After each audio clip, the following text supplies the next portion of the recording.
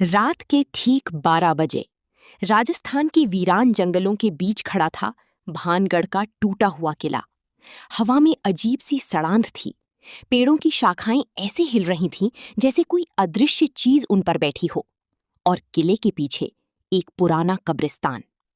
लोग कहते थे हर अमावस्या की रात वहां से एक औरत की चीख सुनाई देती है। ऐसी चीख जो सुन ले वो कभी पहले जैसा नहीं रहता। दिल्ली के 4 दोस्त अर्जुन, कबीर, रिया और मीरा पैरानॉर्मल वीडियो बनाते थे। उनका चैनल तेजी से फेमस हो रहा था।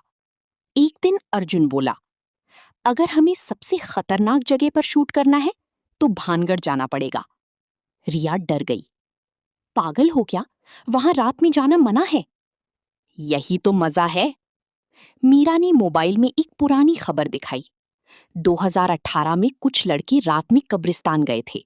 सुबह सिर्फ उनका कैमरा मिला। सभी कुछ देर चुप रहे, लेकिन लालच डर से बड़ा था। उन्होंने तय किया, अमावस्या की रात भानगढ़ के कब्रिस्तान में शूट करेंगे। शाम होते होते उनकी कार भानगढ़ पहुंच गई। किले के बाहर एक बूढ़ा बाबा बैठा था। सफेद दाढ़ी, काली आंखें, हाथ में टूटी माला। अर्जुन ने पूछा, बाबा, कब्रिस्तान का रास्ता कहाँ है? बाबा का चेहरा अचानक उतर गया। रात में वहां मत जाना। क्यों? भूत है क्या? बाबा धीमे स्वर में बोला, वहां रानी की आत्मा रोती है। हवा अचानक तेज चलने लगी। सालों पहले रानी रत्नावती को जिंदा दफना दिया गया था।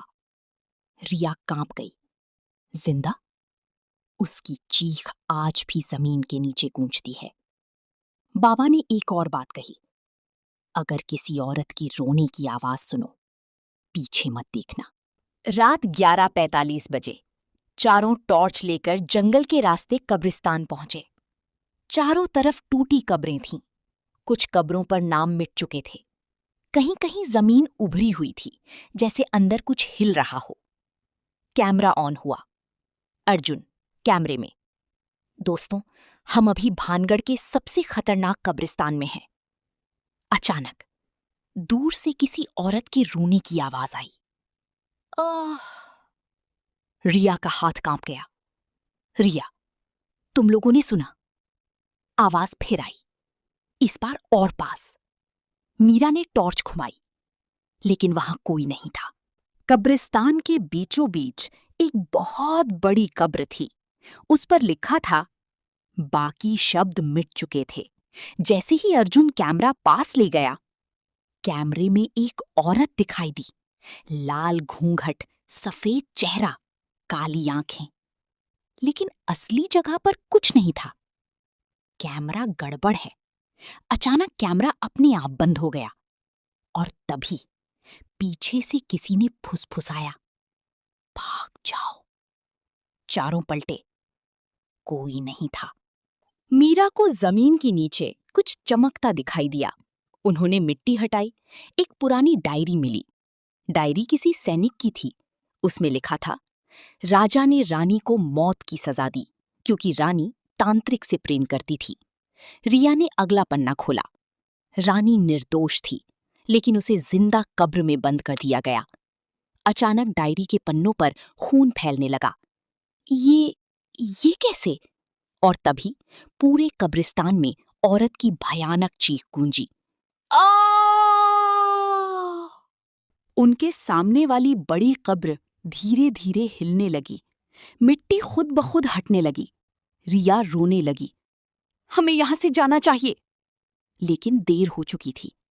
कब्र के अंदर से एक सफेद हाथ बाहर निकला। लंबे नाखून, सड़ा हुआ मांस, और फिर एक औरत बाहर निकली। वो रानी थी। उसकी आंखें पूरी काली थीं। चेहरे पर कीड़े रेंग रहे थे। गले में टूटी हुई सोने की माला, और होठों से सिर्फ एक शब्द निकला, धोखा। कबीर डर कर भागा, लेकिन अचानक उसका पैर कब्र में फंस गया। जमीन के अंदर से कई हाथ निकले और उसे नीचे खींचने लगे। बचाओ! उसकी चीख पूरे कब्रिस्तान में गूंज गई। फिर सब शांत। सिर्फ मिट्टी दिख रही थी। रिया बेहोश हो गई। अर्जुन और मीरा उसे उठाकर भागने लगे, लेकिन रास्ता बदल चुका था।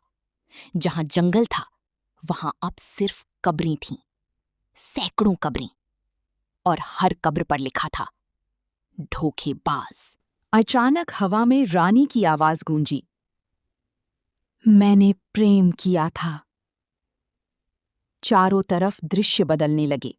उन्हें पुराने समय की झलक दिखाई दी। रानी रत्नावती एक तांत्रिक से प्रेम करती थी, लेकिन राजा को पता चल गया। गुस्से में राजा ने रानी को तंत्र विद्या करने वाली चुड़ैल घोषित कर दिया। फिर पूरे राज्य के सामने उसे जिंदा दफना दिया गया। मरते समय रानी चीखी, जिसने मुझे धोखा दिया उसकी आत्मा कभी चैन नहीं पाएगी। और उसी दिन से भानगढ़ शापित हो गया। अर्जुन समझ गया, अर्जुन, ये आत्मा बदला चाहती है। अचानक मीरा गायब हो गई। दूर एक पेड़ के नीचे वो खड़ी थी। उसकी आंखें काली हो चुकी थीं। मीरा, रानी तुम्हें बुला रही है। रिया कांपते हुए बोली, मीरा, तुम्हारे पीछे। मीरा के पीछे रानी खड़ी थी। धीरे धीरे उसने मीरा का सिर घुमाया। कड़क, सिर पूरा पीछे मुड़ गया। अर्जुन चीख पड़ा। अर्जुन समझ गया, अर्जुन, ये आत्मा बदला चाहती है। अचानक मीरा गायब हो गई। दूर एक पेड़ के नीचे वो खड़ी थी। उसकी आंखें काली हो चुकी थीं। रानी तुम्हें बुला रही है, रिया कांपते हुए बोली। मीरा, तुम्हारे पीछे। मीरा के पीछे रानी खड़ी थी। धीरे धीरे उसने मीरा का सिर घुमाया। सिर पूरा पीछे मुड़ गया।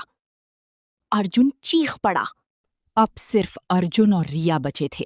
दोनों भागते हुए कब्रिस्तान के गेट तक पहुंचे, लेकिन गेट बंद था।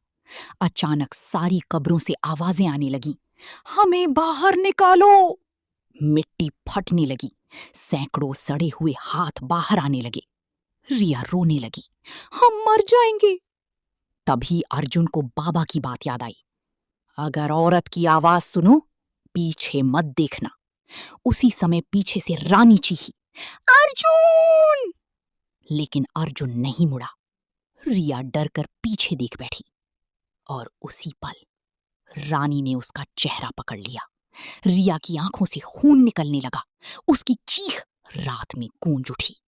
अर्जुन अकेला भागता रहा। सुबह होने लगी। जैसे ही सूरज की पहली किरण पड़ी, कब्रिस्तान गायब होने लगा। अर्जुन किसी तरह बाहर निकल आया, लेकिन उसके कैमरे में आखिरी रिकॉर्डिंग थी। वीडियो में साफ दिख रहा था, रानी अर्जुन के बिल्कुल पीछे खड़ी थी। और वीडियो के अंत में रानी कैमरे के पास आकर बोली, मैं अभी भी जिंदा हूं। फिर स्क्रीन काली हो गई। कुछ महीनों बाद अर्जुन पागल खाने में मिला। वो हर रात सिर्फ एक बात चिल्लाता था, अर्जुन। उसकी चीख अभी भी सुनाई देती है। और कहते हैं, आज भी अमावस्या की रात भानगढ़ के कब्रिस्तान से एक औरत की चीख आती है। अगर ध्यान से सुनो तो वो कहती है,